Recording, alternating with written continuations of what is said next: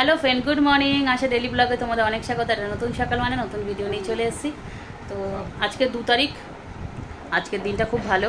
আজকে লোকনাথ বাবার পুজো আছে, তো পুজো করব। আমি যেভাবে করি আর কি সেভাবে পুজো করব।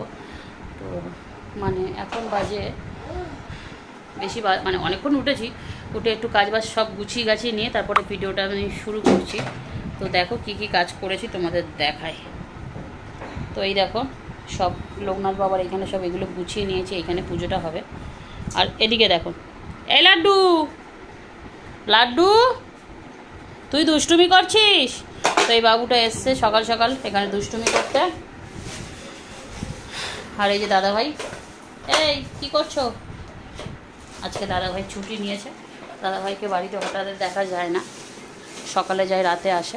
আর এই যে আজকে কাজ বাজ করছে, প্রচুর ব্যস্ত আছে। একবার দেখো ফোনের দিকে। আর আমার শাশুড়ি মা যেটা কাজ রোজ দিন করে সেই কাজটা আজকেরও করেছে, মানে এসে শুয়ে পড়া। আর কোনো কাজ করতে পারে না, যাই হোক এটাই করে, এটাই বা কে করে। তো আমি সেরকম কিছুই করছি না পুজো। এই কিছু ফল, এখানে মিষ্টি ফিষ্টি দই ফই, এখানে একটু পায়েস বানাবো। আর যা আছে এখানে, যখন পুজোটা করব অবশ্যই তোমাদের সাথে আমি শেয়ার করব। তো থাকো আমার সাথে, আমি কিভাবে পুজো করি তোমাদেরকে অবশ্যই। তো বন্ধুরা, আমি এখন পুজোর জিনিসপত্রগুলো গুছাবো বলে শাড়ি পরে একটুখানি রেডি হয়ে বসেছি। এগুলো দেখো, এগুলো সব ধুয়ে গুছিয়ে গাছিয়ে নিয়ে এখন কেটে কুটে রেডি করব। পায়েস বানিয়ে নিয়েছি দেখো। আমি শুধু পায়েসই করেছি, আমার মা নেই বাড়িতে। মা থাকলে লুচি ফুচি বানিয়ে দিতাম বাবাকে, তো আমার দ্বারা ব্যাপার হবে না। ওই জন্যে পায়েস, ফুল, মিষ্টি, ফল ফল দিয়ে বাবাকে কোনো রকমে একটু পুজো করছি। তো এখন একটুখানি গোছগাছ করে নিচ্ছি এগুলো, কারণ এখন বাজে পুরো তিনটের ওপর হয়ে গেছে। এখন বুঝিয়ে নেই, গুছোতে গুছোতে 1 ঘন্টা। তো এগুলো গোছগাছ করে নিয়ে তারপরে পুজো, বাবন ফাবন না, এমনি আমি ঘরের মধ্যেই যেমন হয় আর কি, বাড়ি যেমন পুজো করে তেমনই করব। তো যেহেতু খুব বেশি দিন হয়নি আমি ঘরটাকে চেঞ্জ করেছি একটু সমস্যার জন্য, এইভাবে আরও। তো আমার সাথে থাকো, দেখতে থাকো কীভাবে কী করি। ঠিক আছে, আবার একটু পরে আসছি, একটু গুছিয়ে। তো বন্ধুরা, একটু গোছ গাছ ওদিকে করে মাকে বললাম, মা তো শাড়িটাকে চেঞ্জ করে হাত মুখ ধুয়ে এলো। তো বললাম, মা তাহলে তুমি ফলটা আমার কেটে দাও, আর আমি এদিকে এগুলো টুকটাক গুছিয়ে নিই। তো বন্ধুরা, সত্যি কথা বলতে আমার ইচ্ছে থাকে আমি অন্যরকম করার, পুজোটা একটু অন্যরকম করব, কিন্তু আমার কেন জানি না আমার কাছে আর হয়ে ওঠে না। ভগবানই জানে কেন এটা পারি না। এই বছর একটু লুচি ফুচি বানাবো ভাবলাম, কিন্তু আমার মা কাজের বাড়িতে আটকে গেল। যাই হোক, একটু মিষ্টি ফল মূল এইসব দিয়েই, একটু পায়েস দিয়েই বাবাকে পুজো করছি। আমার ইচ্ছা ছিল একটু লুচি ফুচি করব, তো আমি বাবার এই জিনিসগুলো দিতে পারলাম না। আমার খুবই খারাপ লাগছে। আর এই ঠাকুরগুলো যেহেতু দাদাভাই আগে গুছিয়ে দিয়েছিল, তো দেখো আমি আজকের এই ঠাকুরগুলো আজকের থেকে, মানে এই ঘরে আসার পর থেকে এখনও। তো বন্ধুরা, আমার গোছগাছ মোটামুটি হয়ে গেছে, দেখতেই পাচ্ছ সব কিছু গুছানো হয়ে গেছে এগুলো।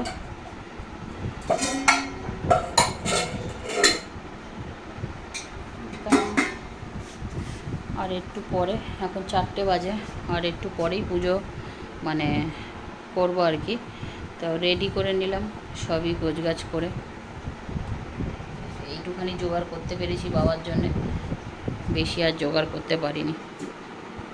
তাই বাবাকে বলছি যে একটুখানি জোগাড় করছি, সেইটুখানিতে তুমি সন্তুষ্ট হও, হয়ে তোমার পূজা তুমি গ্রহণ করো। পুজোয় বসি তবে তো করবো। তো বন্ধুরা, পুজোর সময় আবার আসছি, আমার সাথে থাকো তোমরা, ঠিক আছে? আজকের বাবার পুজোটা কেমন হয় দেখো তোমরা।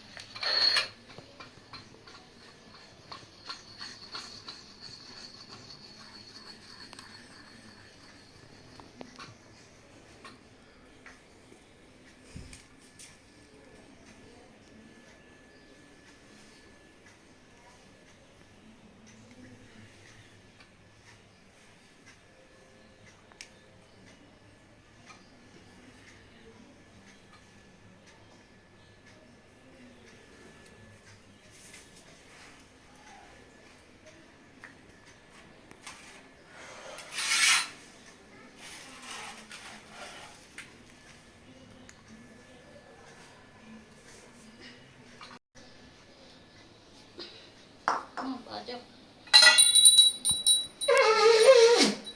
বাবা আমি পারছি না। স্টপ তুই করো, বাজা বাবা, আমি পারবো। স্টপ করো।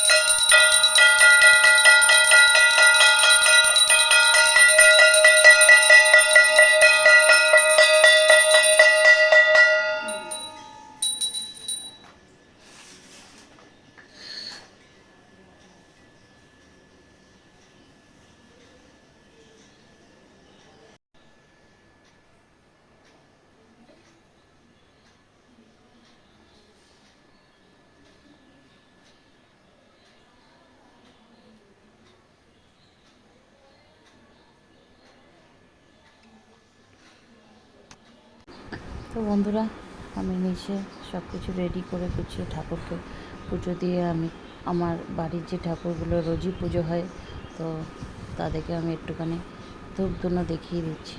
সত্যি কথা বলতে আজকের মানে কেমন একটু লাগছে, মা নেই বাড়িতে, তারপরে মানে ঠিক আমার মনোগতভাবে পুজোটাও হলো না, আমার ইচ্ছে ছিল যেটা সেটা হলো না। তো যাই হোক, যেটুখানি আমি পেরেছি সেইটুখানি জোগাড় করে দিয়েছি, এতেই নিশ্চয়ই সন্তুষ্ট হবে।